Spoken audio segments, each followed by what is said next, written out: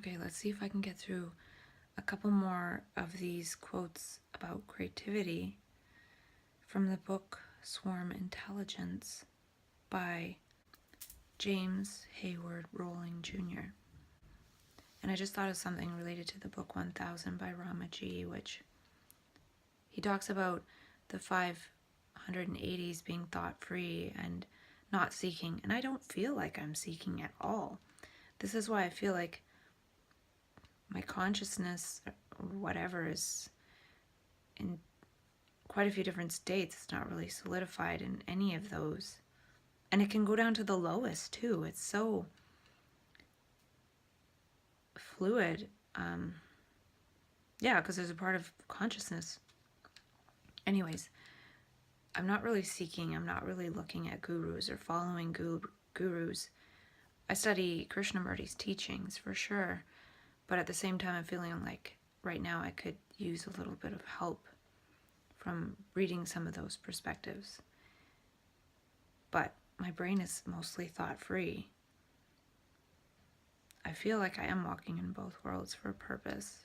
So here are a few more quotes that are very tantalizing for people who go into trance consciousness and map consciousness, which seems to be a swarm or hive-like consciousness.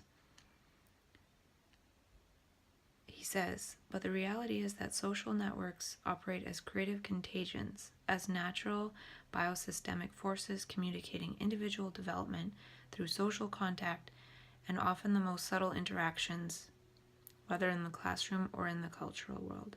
So I like how he says subtle interactions. And biosystemic forces communicating individual development. So we're part of this as people who are transconscious. And the next quote, Diana Ross, once the lead singer of the Supremes until she went solo, who emerged from the prolific Motown social network activity.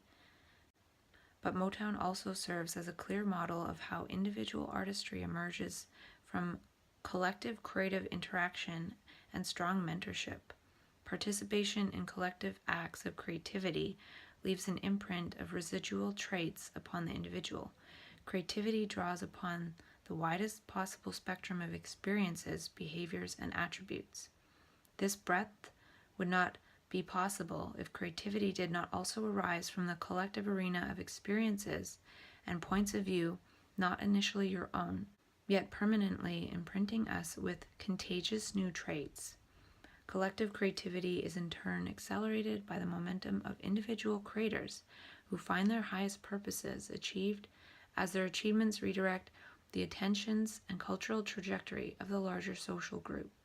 The catalyst for that redirection can be as subtle as individuals interacting with a timely invention, a provocative piece of writing, or a well-timed hit song. So this exactly summarizes the need for a collective creative network of people who are labeled with bipolar, because from this we can have people emerge as individual artists. So our work together will create some people that are able to emerge as real leaders or whatever the heck, I don't even know, but we can create that together. This example of the Motown social network, I didn't know, but there was all these artists working together that gave rise to several superstars. And it says in the quote somewhere that they didn't just work creatively to sing, but they also helped each other learn how to move, hold themselves, talk. A lot of them became actors. So together we can figure out what is our creative way of being. We are this creative hive and swarm, and can we help each other with these gestures and these ways of being and these ways of speaking so that we don't get turned into mental patients. Together, these Motown singers were probably at a time when I think it was the 70s or something, there was still a lot of racial stuff. So these people who turned into these wonderful artists by working together, a hit song might have come from 100 people in this group, yet it was sung by a few, but everyone benefited. So what I'm saying is this wonderful group of people could have been turned into what a lot of people in that group of people were at the time due to the level of consciousness and what was being projected on them. So they were turned into targets of racial violence and hatred due to the way everyone was looking at them and the whole memes of that. And that's what's happening to us also now as so-called supposed mental patients, is the way everyone receives us and looks at us, and we get turned into that. But if we are together creating, we can turn some of us into something else which benefits everybody.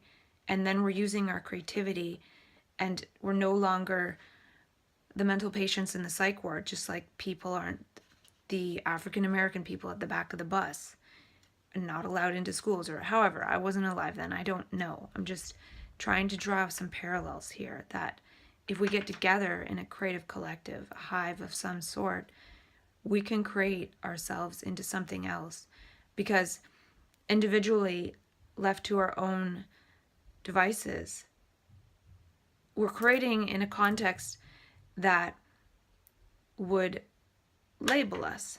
So when African American people first went to continuing education or whatever, if one person walked through the door, they're going to get booted out. But if 100 people walk through the door, they're going to be listened to a lot better. So if there's a collective of us creating and turning out and creating people as being in a certain way together by our collaborative efforts, then it'll be easier to see that this is a transformation happening. But people are ready in society and in psychiatry to turn us into mental patients. So we need to work together to turn ourselves into something else. And this paragraph summarizes it beautifully. And the next quote says, whether in general society, business circles, or classrooms, the relationship between the swarm intelligence of the social network and the multiple intelligences of its individual creators is always symbiotic. The relationship is a collective and generative behavior that simultaneously fosters the development of individual thinkers and the larger cultures they constitute. So we would all benefit. Another quote, it's crucial to understand that this problem-solving behavior does not need to be altogether simultaneous, with all individuals working together on a single project outcome toward one collective aha moment. Rather, this quality of swarm intelligence may just as rarely be distributed over time, with each individual ultimately contributing a separate outcome towards a deepened overall understanding of the wide range of possible project outcomes, ultimately extending the vision of every group member.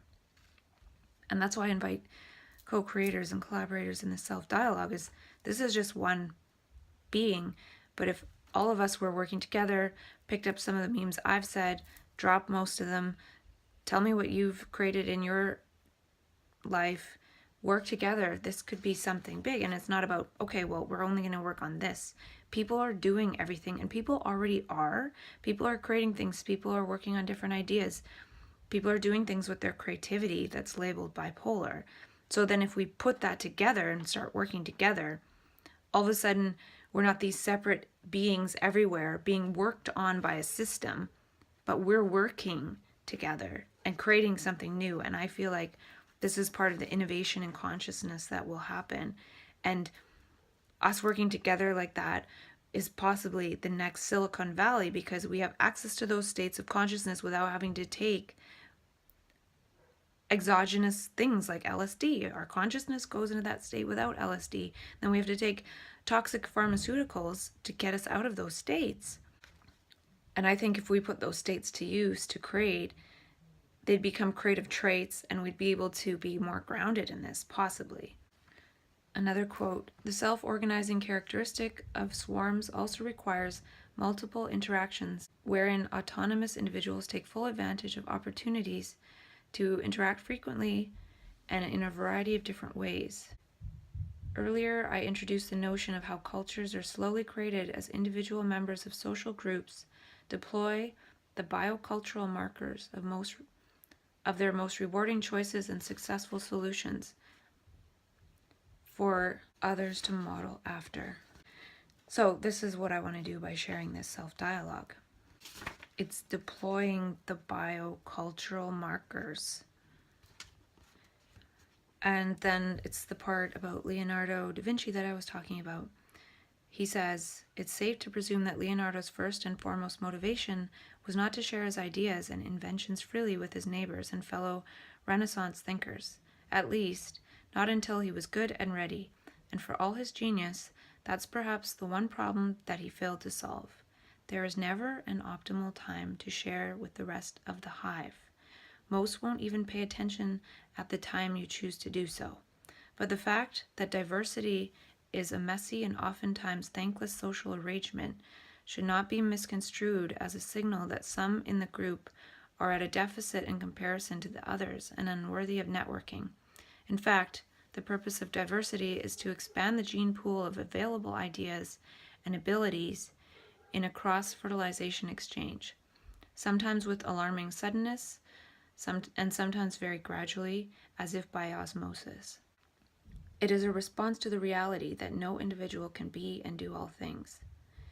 And the Leonardo da Vinci part aside, that sounds like a message to me, because it's saying there's no optimal time to share with the rest of the hive. And this is for the rest of my hive. And that's why I'm getting the embed private video thing to keep it on my website. So then, at least in the beginning, it's directed to my hive of people. And also knowing that there are so many people out there doing great things, but also being marginalized. And I'm not saying mine is the greatest or anything, but it is something that will be released with alarming suddenness in a content supernova. And to finish this before my 15 minutes runs out, the next quote, a paradigm shift is a creative force within a culture, but because a paradigm is an agreed way of thinking, an individual cannot change it alone. It takes a whole swarm to narrow a host of possibilities down to a new paradigm that will govern its behavior for the time being. And the last quote for now, and the book is so good. Moreover, a paradigm shift does not accelerate across a culture and spill over borders without an accompanying signal that awakens the whole social hive, like a change in the human body's sympathetic nervous system, priming the body for action in response to a fight-or-flight stimulus, the cultural equivalent to elevated blood pressure, goosebumps, or a sudden flow of sweat. When a change is coming, all of society seems to come to attention, like households surrounding their television set and radios during the unfolding events of the USA civil rights movement. In summary, behave like you are part of a social network. Become awake to who you are not and what you cannot yet do. Then expand your thinking and actions into sympathetic response to the behavior of those who are unlike yourself. That's genius.